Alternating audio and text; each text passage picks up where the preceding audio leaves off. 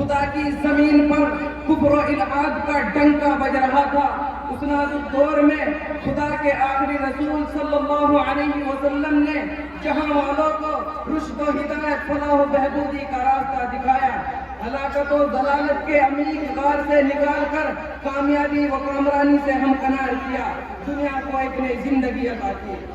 دنیا والوں کو چاہیے تھا کہ آپ کی آواز پر لبیک کہے اور دامن اسلام سے وابستہ ہو جائے، لیکن وہ احسان شناسی کی بجائے احسان فراموشی پر اتر آئے۔ پیغمبر اسلام اور متبعین اسلام کو طرح طرح کی ایذائیں پہنچائی گئی، ان کو ہر طرح مشق ستم بنایا گیا، آپ صلی اللہ علیہ وسلم کے راستے میں کانٹے بچھائے جاتے، آپ کی باتوں کا مذاق اڑایا جاتا، نماز کے عالم میں گردن مبارک میں چادر کا پھندا لگایا جاتا، اونٹ کی اوجڑی رکھ دی جاتی اور اسلام لانے والوں کو بری طرح زدوکوب کیا جاتا، انہیں مکہ کی گلیوں میں گھسیٹا جاتا اور انہیں اسلام سے برگشتہ کرنے کے لیے ظلم و ستم کے تمام حربے استعمال کیے جاتے تھے۔ مکہ والوں کا ظلم یہاں تک بڑھا کہ آپ کو اپنے اصحاب رضی اللہ عنہ سمیت مکہ چھوڑ کر مدینہ ہجرت کرنے پر مجبور ہونا پڑا۔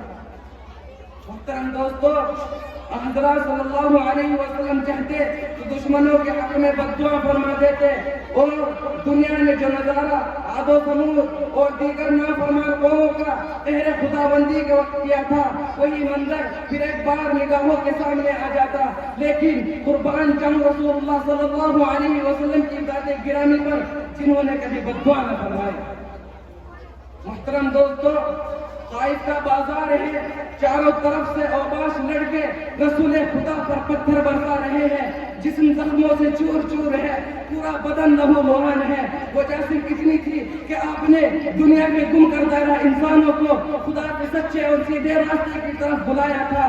سینکڑوں معبودہ نے باطل کی پرستی چھوڑ کر معبود واحد کی بارگاہ میں سر تسلیم خم کر دینے کی دعوت دی تھی۔ آپ کسی کے دشمن نہیں تھے، آپ نے کسی پر زور و زبردستی نہیں کی تھی، کسی کے مال و دولت پر قبضہ نہیں کر لیا تھا۔ ہاں، صرف دل میں ایک لگن تھی، ایک تڑپ تھی کہ یہ ساری دنیا خدا واحد کے سامنے جھک جائے، دنیا سے تاریکیوں کے بادل چھٹ جائے۔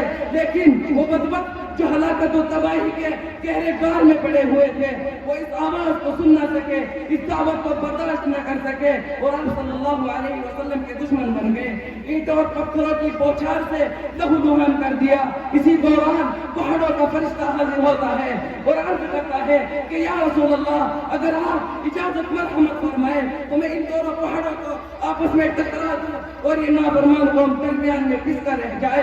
لیکن وہ پیغمبر جس کو خود اللہ تبارک و تعالیٰ نے رحمت للعالمین کے خطاب سے نوازا ہے، وہ اتنی تکلیفیں برداشت کرنے کے باوجود اہل طائف کی بربادی کو گوارا نہ کر سکا، اور زبان مبارک پر یہ کلمات جاری ہو گئے، اللہم اہدی قومی فإنہم لا یعلمون۔ اے اللہ، میری قوم کو ہدایت دے، یہ مجھے جانتی۔ محترم دوستو، ایک درخت کے سائے تلے سرکار مدینہ صلی اللہ علیہ وسلم آرام فرما رہے ہیں، آپ سے ذرا ہٹ کر صحابہ کا قیام ہے۔ ایک کافر نے حضور صلی اللہ علیہ وسلم کو تنہا لیتے دیکھ لیا، دل میں سوچا کہ جاؤں اور آپ کا نام باللہ کام تمام کر دوں۔ اسی ارادے سے درخت کے پاس آ کر آپ صلی اللہ علیہ وسلم کو نہایت گستاخانہ انداز میں بیدار کیا۔ ننگی تلوار ہاتھ میں تھی، اس نے کہا کہ اے محمد، بتاؤ تم کو میرے ہاتھ سے کون بچائے گا؟